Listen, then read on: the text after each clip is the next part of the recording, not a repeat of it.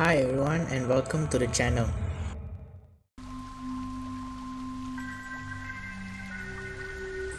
Hey everyone, welcome back to the channel. Today we're taking a quick glance at Alice Liddell Returns.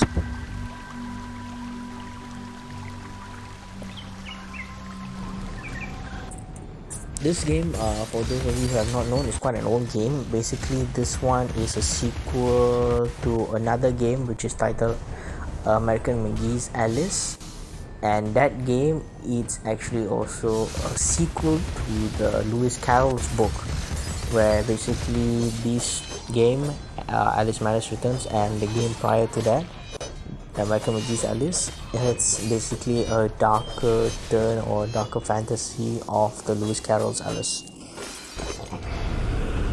For those of you who have never played the game, and if you don't mind a bit of spoiler, basically what happens in this one is that Alice's family was caught in a fire and she caused to have an immense mental breakdown because of it, and now she's trying to remember what has actually happened from the events of the fire by traveling back to Wonderland. But returning back to Wonderland,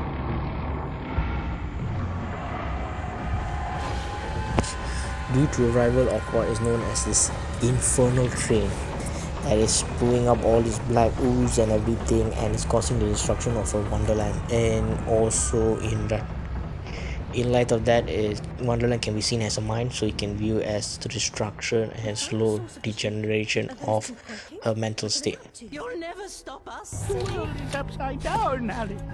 Inmates run the asylum. No thanks.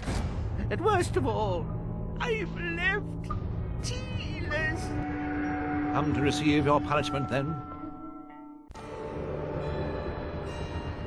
My Lizzie, what is this train's destination? The fighting mechanics of this game is quite interesting. She has several weapons at her disposal.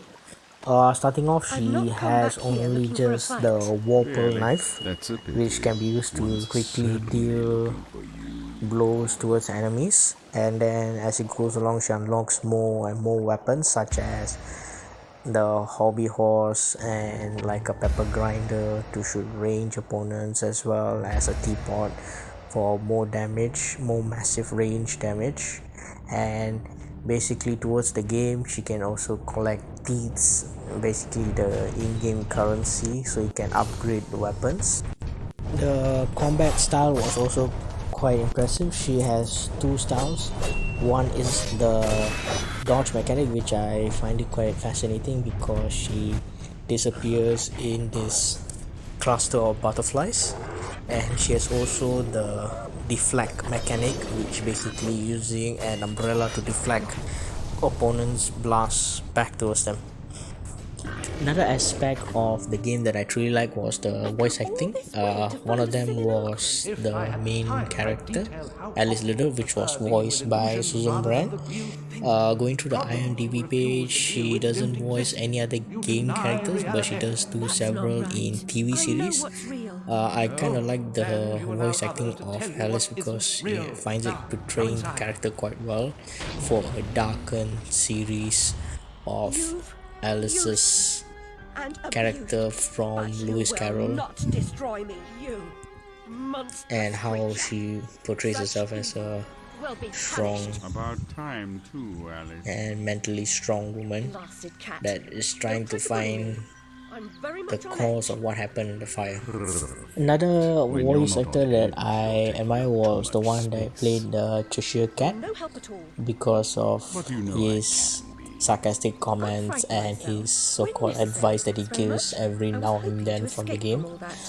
He was voiced by Roger Jackson, and based on the IMDb page, he voiced out quite a few gaming characters and from TV series as well.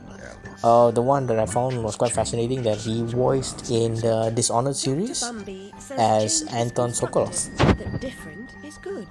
Different denotes neither bad nor good, but it certainly means not the same. Find the Hatter, Alice. He knows more about different than you. Combat was fun. There's definitely a lot of different varieties of enemies. Some can be annoying than others, but that what makes it fun.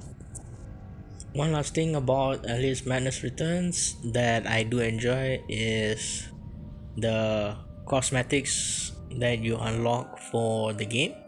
If you notice, she during each part of the chapter she unlocks different costumes, and the style is always very fascinating. Or the effect. I'm sorry, Admiral. Really? All in all, it's quite a fun game for me, but that's of course my nostalgia kicking in. For those of you who are interested to get it, it is on Steam. Anyway, how do you know?